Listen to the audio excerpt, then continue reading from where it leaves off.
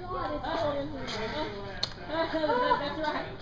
I made David go to the hot houses last night. It was fun for him. This room is aggressively colder. Waiting me, I'm freezing. This was like a huge temp change for my body. Welcome to the Antarctic. No, I'm just kidding. This there's nothing, they found something. Is Winter's Night, the haunting of Hawthorne Cemetery. There was Jonathan Hawthorne and there was Elizabeth Hawthorne, and they were betrothed to be married. This old spinster woman, Lady Luck, showed up and offered them 2 plots of land to build their future home. Jonathan chose the wrong plot of land.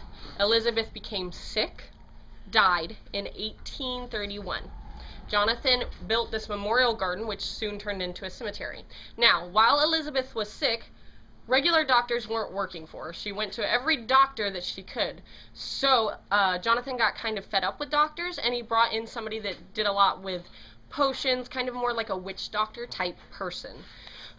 He brought him in, and Elizabeth still died, but when he embalmed her, this man, her soul could not rest. So whatever fluid or whatever concoction he used to embalm her, her soul could not rest. And her spirit has brought back other spirits in this cemetery.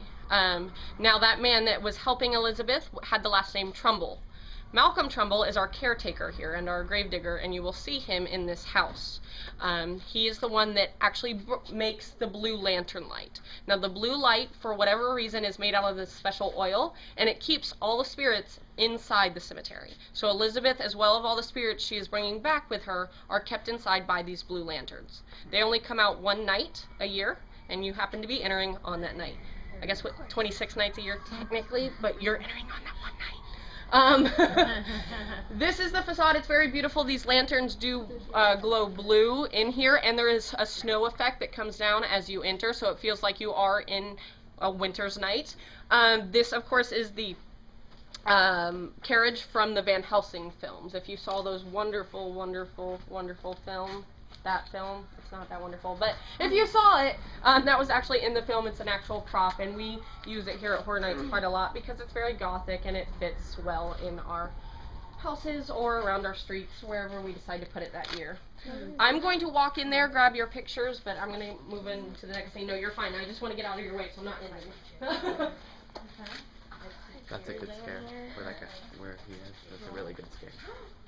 Good scare. Yeah. Justin texted me.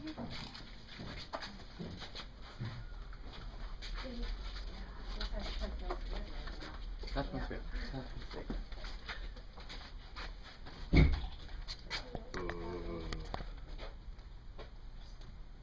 There's nothing creepier in a cemetery than statues, and they're littered throughout this house. How many people watch Doctor Who? Anybody? Okay. There's this really amazing episode. I'm not a Doctor Who fan myself, but this episode I have seen because it's fantastic. It's called Blink. And there is something in that episode called a weeping angel, which is represented here. Now, the weeping angels are an alien species from another world. They have come to Earth. Now, if you look at them, they look like that. If you turn away and are not looking at them, they can move. If they end up grabbing you or touching you, they transport you to a different area in time. So you could go back 50 years and then live your life from that time on, and then meet people that you knew in the life that you were living, present day, but they don't know who you are because they just know that you have disappeared. So that's a pretty popular episode of that show, and these weeping angels are pretty creepy. We're calling ours sorrow angels. They're not weeping, but they are sorrowful. Now the thing is, if they look at each other, they will freeze, because when you look at them, they freeze. But if they look at each other, they freeze each other. So then they're kind of dead, basically. There's actually another sorrow angel over here. As you can see, her wings are on the wall behind her. Her costume does mimic this. So when you hear her move, it should sound like stone upon stone, like she's actually moving her body. So it's a very good effect, and they're a very pretty costume, actually, too, for a statue. So. Is she buried? Yeah, looks like that. Awesome. And then there's someone right behind here. which you can no, you can see there's a person behind you, but you can see them through the gate, and he still tries to scare you. It's okay. I like this house. I know. It's really cold. It's kind of the point. Blue door on the right. Favorite. The back. Wait, there's a I back. feel like I might be able to get my eyes open in this house. This next hallway is very small. Can everybody hear me? Okay, I'm going to keep talking. That way when you walk through, you know what you're seeing. This scene is actually called Something's Crawling.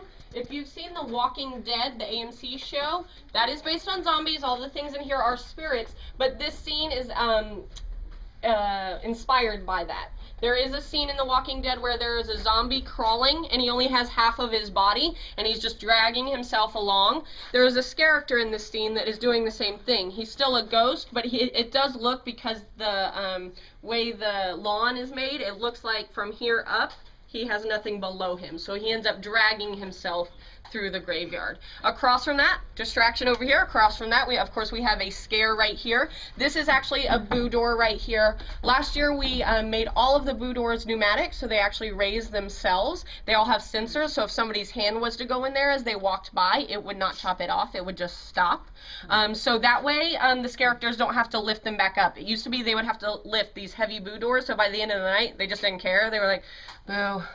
Boo, because it's a workout to lift a boo door. But now they're all on pneumatics, so they all raise themselves. So good for them. They don't have to get as much as a workout. Yes? This is like a guy who's crawling, not really scaring you. This is the distraction. This is the scare. Yep. Awesome. Awesome.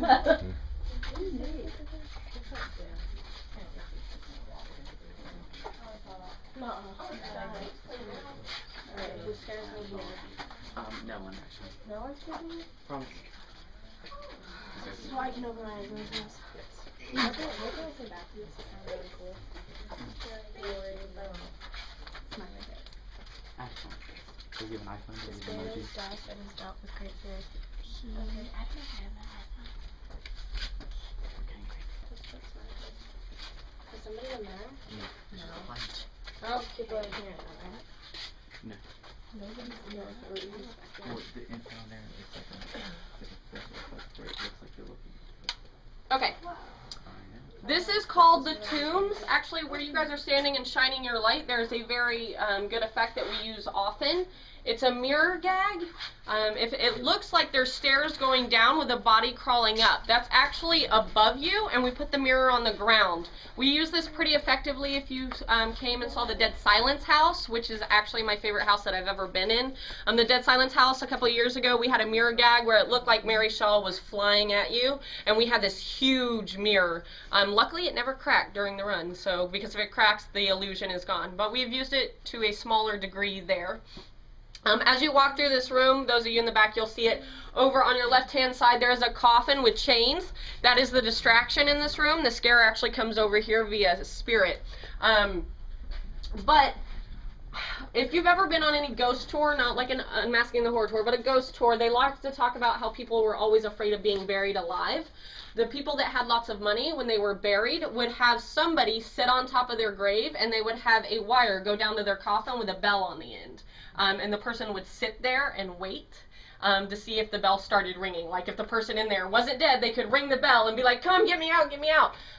That's actually where the term Saved by the Bell came from, and that's what I like to think the guy in the coffin is. I think he's still alive, he's just trying to get out. Did that coffin just shake?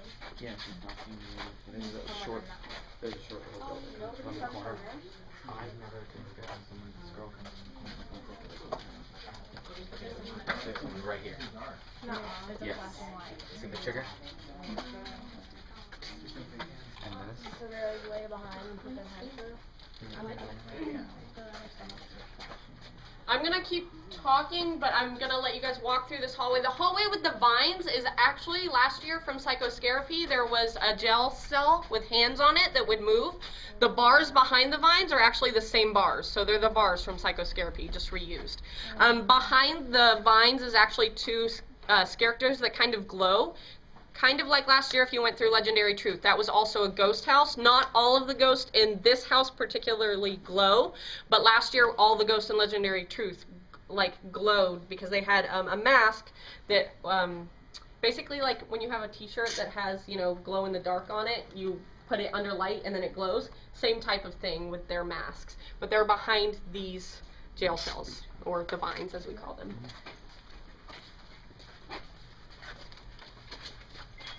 There's no one in here. I don't know. There's no one here. Well? Yeah. Odd. Very odd. Where's your mom? There's gonna be like some Towards the end. catacombs, and then she's on the right, and like this little hallway type of thing. That's actually very sad. It's like kind of a mini alley. It is. And she can go back and forth. Does she have like a second scare? Or is it just like a... I know, I love it. This is a good effect because one person can back, one person can go right. They all interact with each other. They interact with each other? Alright. I know there's a lot. Yep. Wait, so the person that drinks Person can come back here on the land. She can make them come back out. Yeah, kinda. See if she's Okay. What you're now standing in, or on your way into, is Malcolm Trembles' shack. So this is where he makes all that oil, that blue oil that burns. As you can tell over here, there's many lanterns that he can put throughout the cemetery. Now this shack was at first Jonathan and Elizabeth's cottage. So this is where they lived while Elizabeth was sick, before they got to build their mansion, which never happened, of course, but this was their cottage. Now on the walls, there's a very neat effect. There's a UV light in here that spins around, and on the walls, painted in UV paint, are demon or spirit looking faces. So as the light goes around, it looks like the spirits are coming after Malcolm. And he makes his appearance. He's the only living person in the whole house. He makes his appearance through that door right there, which I assume is onto more of the shack. But that's where he shows up.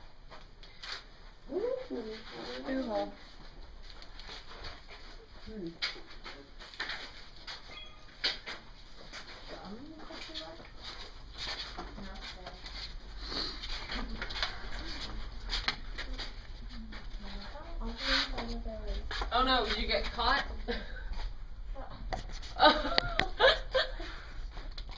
Happens all the time.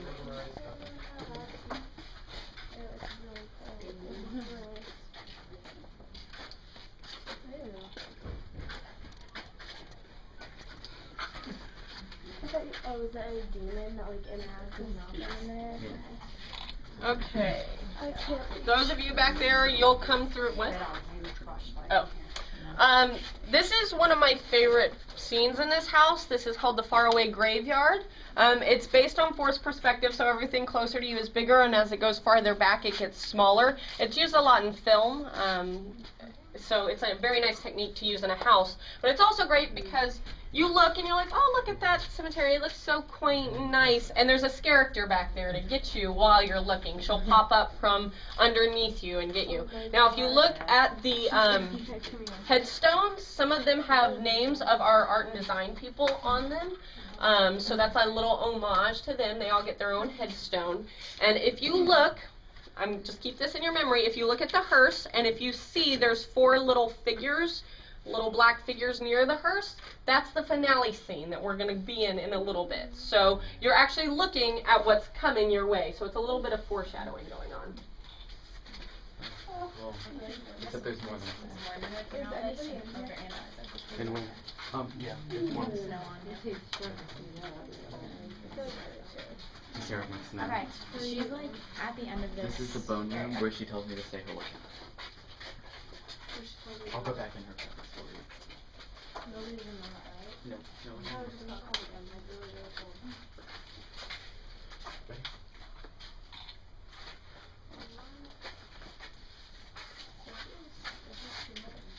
No one. No one in here? Right there behind the door. Because you're distracted by the coffin. There's someone here. Is everybody in the coffin? That has a trigger. No, it's just a light coming out. There's a trigger. And you hit it and you turn. We seriously are like, this is way too much. I know. This woman needs to come. I Doesn't he come here to stuff? I think so. Because when I told her where she was like, that's so cool. And You're this in is- Arizona? I'm like, yeah, I'm not And this is where I say Lily Camp. No. Still waiting on a couple. Behind the bear? No. Okay. That's all. Wow.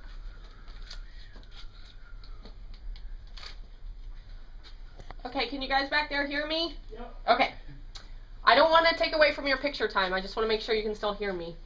Okay, this is the ossuary.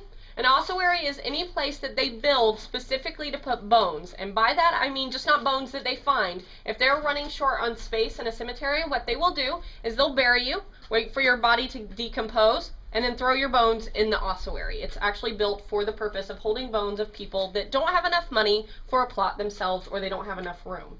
So that's what this room is supposed to replicate, not a catacomb, because a catacomb is a subterranean area where they place bones. This is just out in the open. It's a building that they've built. Some things you might recognize, this sarcophagus right here has been in every mummy house that we've ever done. So any house that has the mummy in it, he has made an appearance. And above that is our lovely bone chandelier that last year was in the body collector's room of the Hollowed Past, thank you, like the history house, the Hollowed Past. That has made an appearance quite a few times as well. One of my favorite things that we're using a lot this year is what we call a ghillie suit. A ghillie suit, if you've ever gone hunting, is something you put on to camouflage yourself, so you look like leaves or a bush or any of that.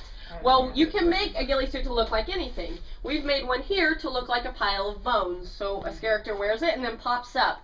We used it a couple of years ago in the Chucky house to great effect. There were a lot of stuffed animals, and then it popped up, and people weren't expecting that, and since it was so popular and it got so many people, we've made a couple. There's one here. There's also one in HR Blood and Guts. Yeah, it's a grass in the Easter room, in the feaster room. It's that big green grass that you put in Easter baskets, so that one's pretty effective as well. Yeah. Oh yeah, that Chucky one is kind of neat. I heard it was really how that really good. I think it was there. Oh, where's your mom? Right here, not right here. Are people in here? No. So I'm assuming if people pop out of the Oh, window, here's right? the crypts. No. Yep. No. Florence, but that's like the real names of them, though. First name, everybody's Yeah, the first last name. name is Brady. Alright. So it's the Brady Bunch wall, and all the squares are Seriously? properly named. There's Nelson. There's one Nelson and all of the Bradys. Yeah, they do a handshake. Huge family. Alright, so where are people in here? Where's Austin? My mom's right here. They're for Austin's hiding in my mom's area. And if people come up here, right? There's one here, and then There's their first names and this is where my mom hides. All right. She doesn't. She said she has something. Who's what? She has a sound effect. As we make our way through, this is the mausoleum area and the gravestone or the grave marker area of this house. The mausoleums right behind me and then the markers in front of me are all creative people, all people that work for Universal Art and Design. Mausoleums and cemeteries usually cost a pretty penny, so of course the most prestigious ones go to the people who made this event. We have Patrick Braillard, Mike Aiello, some of those people. The ones behind you, I think I heard some of you mention, the ones back there are the Brady Bunch. It's the last name. Brady spelled differently. It's not B-R-A-D-Y, it's B-R-A-D-I-E, because we didn't want anybody to maybe sue us for anything. But it is the Brady Bunch, and it's the first name of the actor and the last name Brady. And the date of birth and the date of death is the runtime of the show. So when the first show aired to when the last show aired. So that's their date and their birth date and their death date. And this wall, with all the creative people, they actually have birth dates and death dates as well. The birth date is their actual birthday, but it's in the 1800s because this house is set in 1899. But the death date is 1911. It's actually 100 years ago, and the last day of the event, which is Halloween this year. So everybody's dying apparently on Halloween.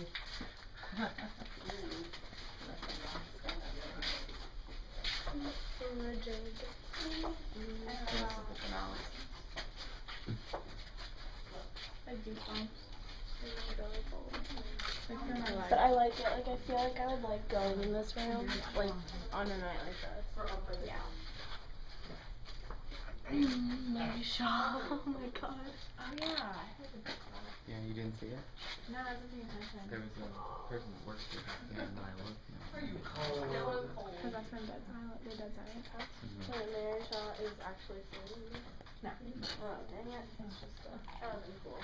Oh, And this is the finale she was talking about, where 4 people were real, and the other 3 are fake. One's behind the fence, one's right here. And their faces like light up. One's in the What? middle, You were there. one's behind the fence. Okay, this is the finale scene. This is called Lantern's Light. Some of you might have walked by Mary Shaw's grave and noticed that her grave marker doesn't really make sense because of the dates that she was born and died. But that's just a little hidden Easter egg we put in for the hardcore fans because her house has been a favorite of people's for quite a while. Like I said, it's my favorite house that I've ever been in. Some of these might usurp that this year, but we'll see. The Lantern's Light, you can see all of the lanterns hanging here, and you see these lovely, beautiful spirits right here.